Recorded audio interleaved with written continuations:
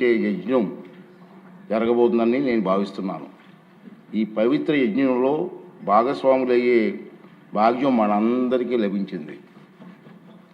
2014లో నడి సముద్రంలో చుక్కాని లేని నావలాగా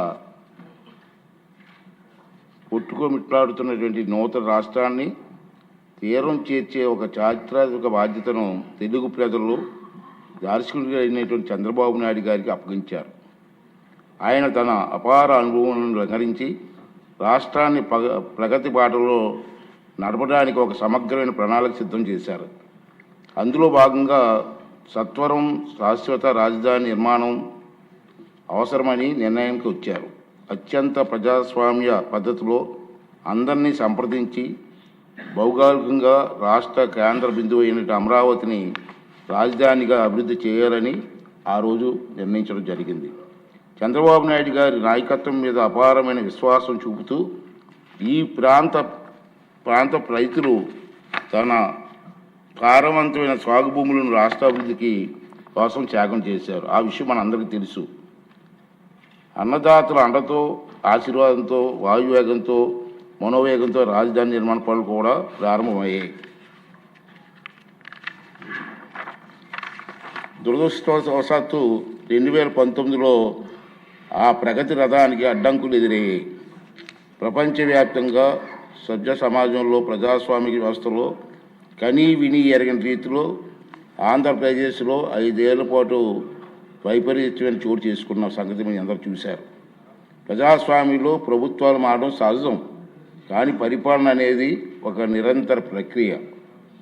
ప్రభుత్వాలు మారినప్పుడల్లా గత ప్రభుత్వాలు చేపట్టిన పనులు కొనసాగుతూనే ప్రజలకు మరింత సేవలు చేయడానికి కొత్త ప్రభుత్వాలు కొత్త విధానాలు ప్రవేశపెట్టడం సహజంగా మనం చూస్తూ ఉంటాం.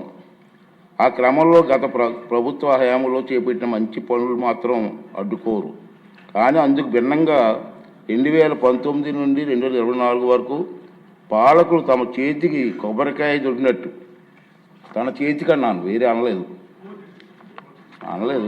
చేతికి అన్నాను, తన చేతికి కొబ్బరికాయ దొరికినట్టుగా ప్రవర్తించారు. ప్రజలకు మేలు చేసే ఏ మంచి పని కొనసాగరాదని ప్రతిజ్ఞ చేశారు. తిరోగమన విధానాలతో రాష్ట్ర విధ్వంసానికి కంకణం కట్టుకున్నారు. దురదృష్టవశాత్తు వారు అప్రజాస్వామిక ప్రగతి నిరోధక పోకడల వల్ల రాష్ట్రం కనీసం 50 ఏళ్ళ వెనక్కి వెళ్ళిపోయింది. పాలకులకు కూడా మతి భ్రమించవచ్చునని, వారు విధ్వంసానికి పాల్పడగలరని ప్రజలు ఊహించారు. పర్యవసానంగా రాష్ట్ర భవిష్యత్తు అగమ్య గోచరమైంది. రాజధాని కోసం భూములు ఇచ్చిన రైతులు వీధిని పడ్డారు. ఆత్మగౌరవానికి మారుపేరిన రైతులు అవమానాలు పాలయ్యారు. ఎందరో ప్రభుత్వ హింసకు బలయ్యారు. అలాంటి దురదృష్టకర పరిస్థితులు పునరావృతం కాకుండా రాష్ట్ర బంగారు భవిష్యత్తు తిరుగులేని పునాదులు వేయడానికి ఘనమైన చారిత్రక వారసులు గల అమరావతి నగరాన్ని శాశ్వత రాజధానిగా శిలాక్షరాల్లో లిఖించవలసిన అవసరం వచ్చిందని ఈ ప్రజాప్రభుత్వం నిర్ధారణకు వచ్చింది. ముఖ్యమంత్రి చంద్రబాబు నాయుడు గారు దృఢ సంకల్పంతో చేసే కృషి ఫలితంగా రాష్ట్ర విభజన చట్టంలో తగు సవరణ తీసుకురావడానికి కేంద్ర ప్రభుత్వం సూత్రప్రాయంగా అంగీకరించినట్టు తెలిసింది. అందుకోసం అవసరమైన తీర్మానం చేయడానికి ఈరోజు మనం అందరం ఇక్కడ సమావేశమయ్యాం. ముక్త కంఠంతో తెలుగు ప్రజలందరికీ రాష్ట్ర అభివృద్ధి పట్ల మనకున్న చిత్తశుద్ధిని, అంకిత భావాన్ని చాటి చెప్పే అవకాశం ఇది. తెలుగు జాతి ప్రగతిని ఎవరు అడ్డుకోలేరు అని ఘంటాపథంగా ప్రకటించే అవకాశం ఇది. కనీసం ఈ రోజైనా ఆ 11 మంది వస్తారని ఆశించాను. ఈ తీర్మానం బలపరిచి తమ తప్పులను పశ్చాత్తాపడతారనుకున్నాను.